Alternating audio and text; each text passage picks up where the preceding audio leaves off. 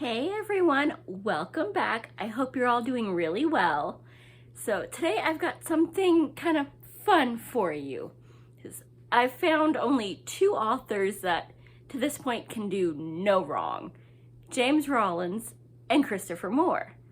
Now, James Rollins I've told y'all about, and I've even told y'all about the acceptable substitutes I found to keep me entertained when he's not turning out, a novel a month, because apparently they take a while to come up with bestsellers and get them edited and printed into thousands of books.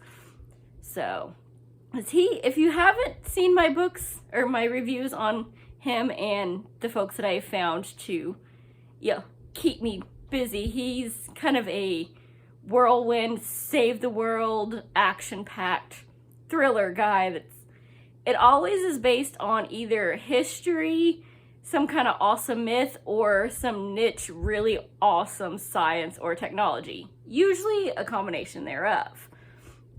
And so I've told y'all a little bit about him and the folks that I found to kind of try to fill the void, which is Andy McDermott and Matthew Riley.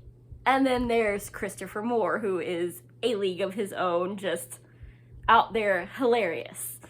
So if you want to look like a crazy person just randomly laughing at your book in public, pick up Christopher Moore. Now, trying to find somebody that gives me that same joy I haven't managed it just yet. But Amazon and Goodreads keep telling me to try Tim Dorsey and Carl Hiassen. And I tried Tim Dorsey, and apparently y'all liked him too, because that was the most popular video I have done in the last 5 months. So I guess I need to pick up some more and really keep y'all laughing. Or it's because the title was Pineapple Grenade, and there's a lot of people like me that love blowing stuff up. Except for mine I learned it in school and had a legit job making pyrotechnics, so, don't get any ideas. But then the guy that I've got today for you is that other author, Carl Hiassen, in his book, Nature Girl. Now, this isn't the first book that he's done, but it's the first one that I got my hands on, so that's where I started. And from what I can tell, it's not his best, and it didn't make me full-on laugh, but it did keep me smiling through the whole thing and occasionally making those little almost laugh kind of snorts. I think it did make me laugh once. But it probably will not be the same for the guys that read this, because, there isn't a girl alive that doesn't laugh, even if we like you and it's just a little toddler's, little foam football. If you get a hit in the junk, it makes our evil little hearts cry happy tears. When it's somebody that we don't like and it's actually painful, like the guy in this book that tasers himself in the junk, that's the stuff dreams are made of. And that scene did make me laugh. But this book is basically, it plays on the same trope that Tim Dorsey did, where, Florida is nuts.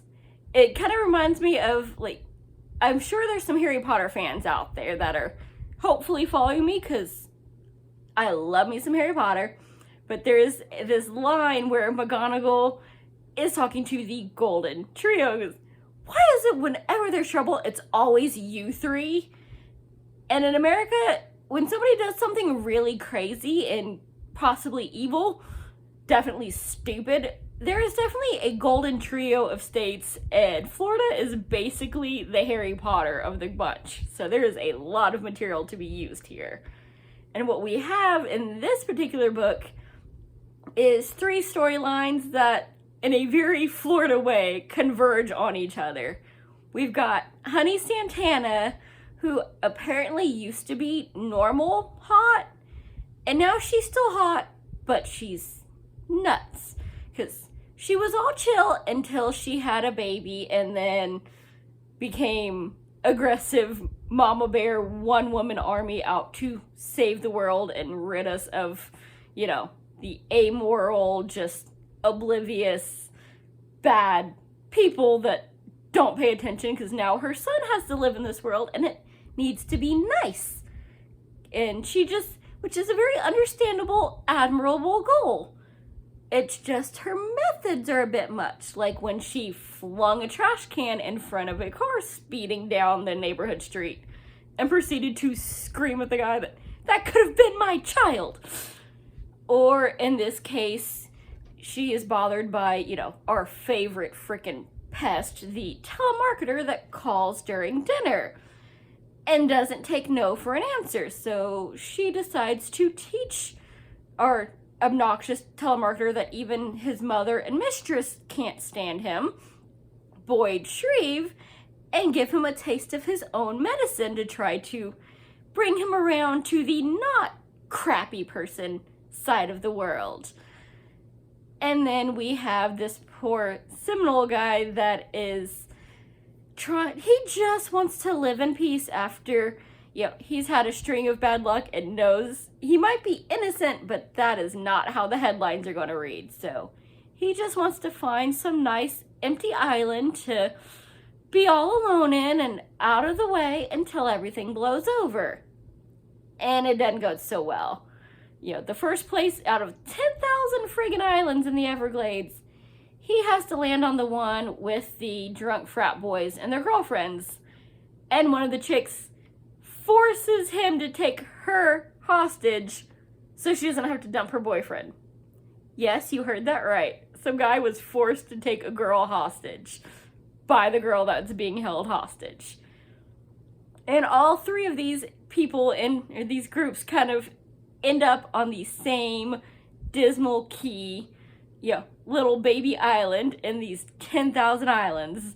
And then, of course, there's a few other little, characters that end up there as well, because you can't just have three storylines. You've got to have the little side characters from each of their little adventures. And it's an absolute mess, and I loved it. It isn't the greatest book in the world. Like, is this, highbrow, sophisticated literature that's going to make you really stop and think about what he's, trying to discuss with this satire? No. Is it the absolute funniest thing you have ever and will ever read? Again, no. But it will, if you're like me, it will make you smile, and there's a happy ending of sorts for most of the characters, so, it's a nice escape from what can be a bleak reality. You just there, smile, be happy, get a few almost kind of chuckles in, or some real chuckles when the bad things happen. Yeah, redhead, I'm a little evil. It ain't a dye job.